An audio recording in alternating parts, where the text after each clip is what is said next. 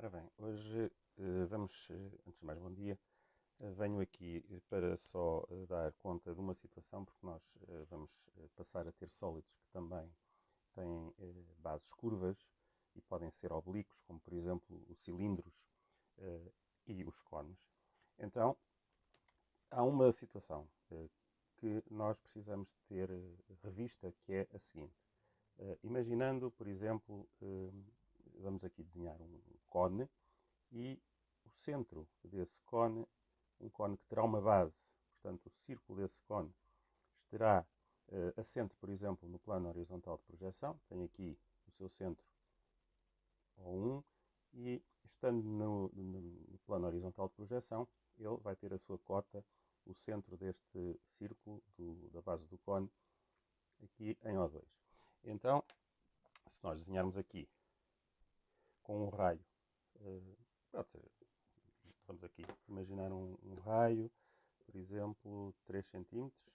Vejamos aqui, 3 centímetros de raio.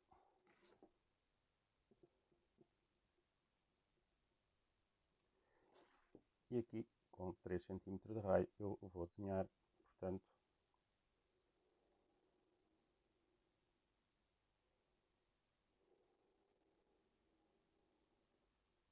o círculo correspondente à base deste nosso cone. Então, para desenharmos a sua projeção frontal, nós temos que fazer uma situação que é relativamente fácil de entender, que é vir buscar aqui o ponto mais à direita e o ponto mais à esquerda deste cone. Vamos chamar aqui, estar à direita, D1, por exemplo, e aqui o ponto mais à esquerda desta circunferência da base é 1.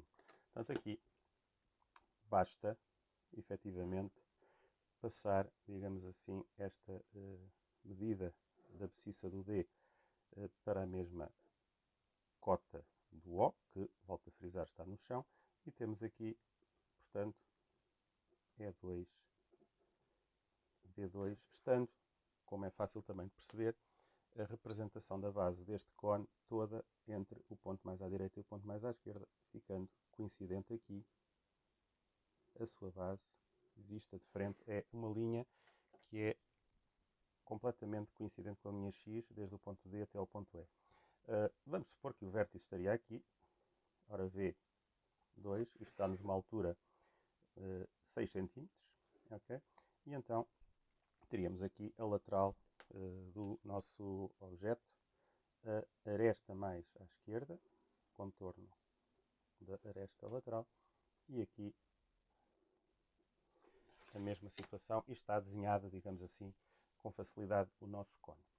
Quando os cones não têm o seu vértice na linha de chamada, ou seja, reparem que aqui o vértice e o cone é regular, logo o vértice está na mesma linha de chamada, na vertical ao centro do nosso cone. É fácil também de perceber. E então temos o vértice coincidente com o centro. E isto é o eixo imaginário da nossa peça.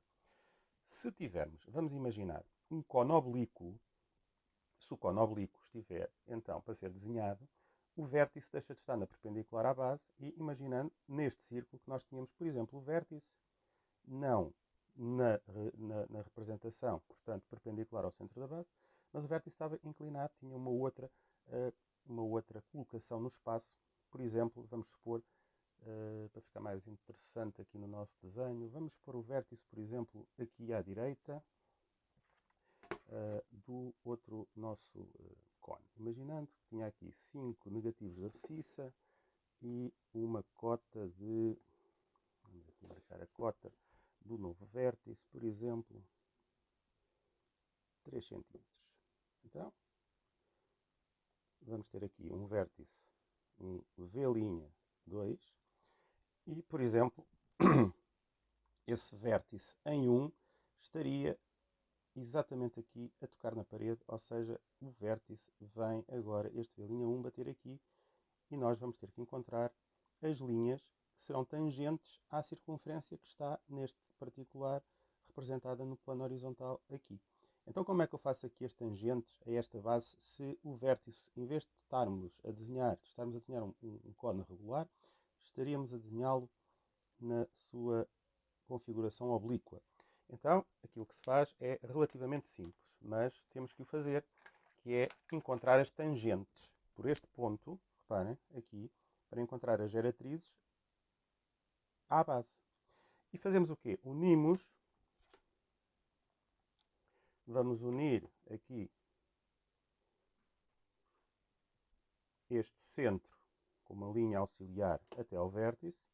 E agora aquilo que nós fazemos é muito simplesmente encontrar a mediatriz deste segmento. Ou seja, vamos com o compasso procurar a metade da distância que vai entre o vértice, linha e o O. Então, mais de metade, por exemplo, aqui, vou fazer para cima uma linha auxiliar e para baixo. E vou encontrar a mediatriz deste segmento. Cá está ela. E agora, com esta mediatriz, eu vou desenhar aqui o incidente. Peço desculpa que isto aqui fugiu-me aqui o transferidor. Então, cá está esta linha. Vai dar um ponto médio, que eu vou aqui marcar a verde, na linha que é exatamente aqui, neste lugar geométrico, o M mediano, aqui, é a metade da distância entre o V' e, neste caso, o O. Então, agora, vamos fazer o seguinte. Com o compasso, novamente, vamos colocá-lo neste ponto médio, okay, no M que agora determinamos, e vamos buscar aqui ao centro as tangentes. Então, vamos buscar a tangente aqui para cima na base e esta aqui para baixo. E temos aqui dois pontos que são importantes, que são este aqui, será tangente à nossa peça. No que diz respeito à tangente, é para desenhar a geratriz do nosso sólido. E aqui, neste caso, temos aqui a outra tangente. Então, temos aqui uma tangente e teremos aqui uma tangente linha 1, neste lugar. Então, reparem, para desenharmos agora o contorno do sólido, este sólido teria um contorno que, em projeção 1, vai agora do vértice linha bater nestes pontos de tangência. Então, aqui o nosso cono oblíquo vai fazer exatamente daqui do ponto T até ao vértice linha, teria esta inclinação, e o mesmo iria acontecer aqui.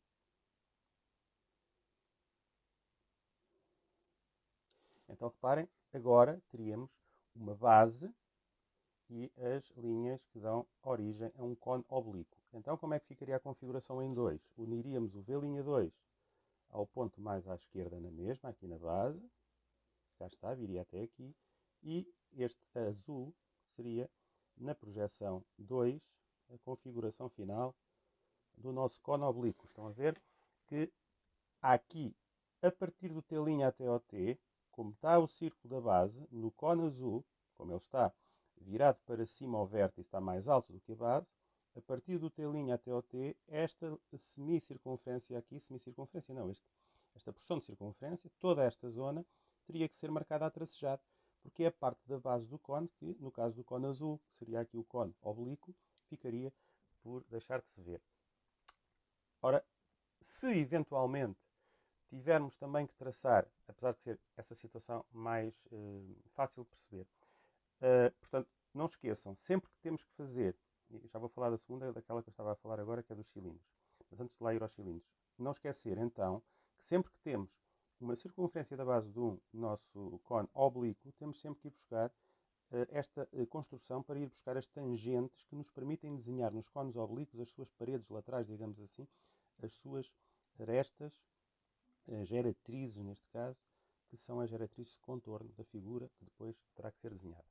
Acontece mais ou menos o mesmo quando nós temos os quê? Os cilindros oblíquos. Num cilindro, digamos que está aqui um, muito agora na voga, é depois de utilizarem aqueles objetos importantes que foram comprar todos. Muita gente foi comprar aos quilómetros nos supermercados. Então, se for um cilindro regular, não há problema. Nós temos vista 1, um círculo, e na vista 2 teríamos o cilindro. A projeção do cilindro na vista 2 é um retângulo. que é assim, no regular. Quando temos um cilindro oblíquo, como é que eu faria um cilindro oblíquo? Então, vamos aqui ao lado construir um cilindro rapidamente. Eu vou puxar um pouco mais. Não é preciso. Vamos ver se conseguimos aqui ainda arranjar maneira de desenhar um cilindro oblíquo rapidamente. Este vou pô-lo aqui, com o centro. Portanto, está O2, O1. E o meu cilindro vai estar aqui com esta seguinte configuração. Então vamos fazer aqui um cilindro em baixo na projeção 1, um pouco mais pequeno de raio. Eu vou marcar aqui um raio de cerca de 1,5, entre 1,5 e 2, aqui em baixo, 2 talvez. E imaginando que vamos ter aqui esta marcação, este círculo, é o cilindro na sua base, vamos imaginar a sua base superior, o que quer dizer que o círculo deste cilindro tem aqui a cota que está no ponto O, que são 2 cm. Então vamos também fazer aqui a marcação do ponto mais à direita e do ponto mais à esquerda deste cilindro e transportar as suas abscissas cá para cima. E temos aqui as configurações dos pontos mais à direita e mais à esquerda. Está aqui então o círculo, neste caso da base superior, e já vou dizer porque é que esta é a base superior. A base superior vai estar então aqui. Então temos aqui o cilindro, a base superior do cilindro. E agora, se eu quiser encontrar o ponto que é da outra base, por exemplo, imaginando que o O2 e o O1 estão aqui referentes ao centro do círculo da base mais alta, e se eu disser, por exemplo, vamos imaginar este ponto aqui, é o O linha 2, ou seja, o outro círculo está no chão, o círculo da base inferior. Então, se o outro círculo está aqui, quer dizer, vamos supor que a inclinação do eixo é um eixo que vai ser frontal. Então, se o eixo é frontal, imaginando mesmo esta linha imaginária é o eixo 2, se é frontal, a sua marcação em 1 é, determinei eu agora, aqui é 1 paralela a x. Cá está, um eixo frontal. Se o O' está aqui, eu vou desenhar aqui O'2, vou ter aqui O'1. E o que vai acontecer aqui é a seguinte situação. Neste caso, afinal não vou, vamos ver o O'1 aqui, tudo bem, agora já está feito. Não era bem isto que eu queria, mas é exatamente a mesma situação, a mesma dinâmica. Quando eu vou desenhar agora o novo círculo, o círculo da base mais baixa, ele vai ter a seguinte situação. Vou desenhá-lo aqui e vou ter que perceber onde é que ele vai deixar de ser visível e quando é que ele vai passar a ser visível. Então, como é que eu marco as tangentes num cilindro oblíquo? Eu venho sempre buscar ao cilindro uma das marcações, que é a marcação dos pontos mais, neste caso mais baixo e mais alto, a partir do eixo onde está marcada a circunferência da base. A base aqui por acaso é horizontal, podia estar e ser frontal, mas é a mesma coisa. Vamos buscar sempre o eixo do cilindro e a partir do eixo do cilindro, no centro de uma das bases, fazemos perpendicular a esse centro os pontos de tangência para determinar tangente aqui e tangente aqui, tangente 1, linha e aqui a tangente. E estes dois pontos de tangência, reparem, como aqui o eixo é frontal, vão estar aqui perpendiculares a x. Se o eixo fosse assim, tínhamos que ir buscar os 90 graus aqui, e então as tangentes já estariam aqui uma e outra, e faríamos para aqui a inclinação do cilindro. Como aqui o eixo está frontal, marcamos na perpendicular ao eixo, encontramos estes dois pontos de tangência. E agora estes dois pontos de tangência, se eu desenhar aqui uma circunferência primeiro auxiliar, esta, okay, tem que ter o mesmo raio desta, obviamente, que a base é igual, em termos de raio, então eu vou passar para aqui o círculo da outra base. Isto é, o que vai acontecer é, quando eu trouxer a linha correspondente aqui a esta configuração das arestas laterais, neste caso da geratriz do cilindro, ela é igualmente paralela ao eixo. E vai tocar na outra circunferência, que eu já vou desenhar, encontrando nesta circunferência aqui e aqui, os outros dois pontos de tangência. Então agora, como é que eu vou desenhar aqui a outra base? Eu vou fazê-la da seguinte maneira. Vou fazer o círculo, só até metade. Peço desculpa. Aqui não posso apagar porque isto não é um quadro de giz. Então, temos só aqui a metade. E depois a outra metade, a partir do ponto de tangência aqui à esquerda, esta será a tracejada.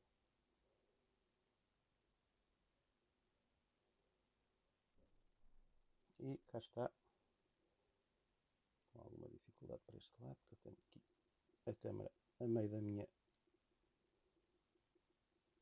E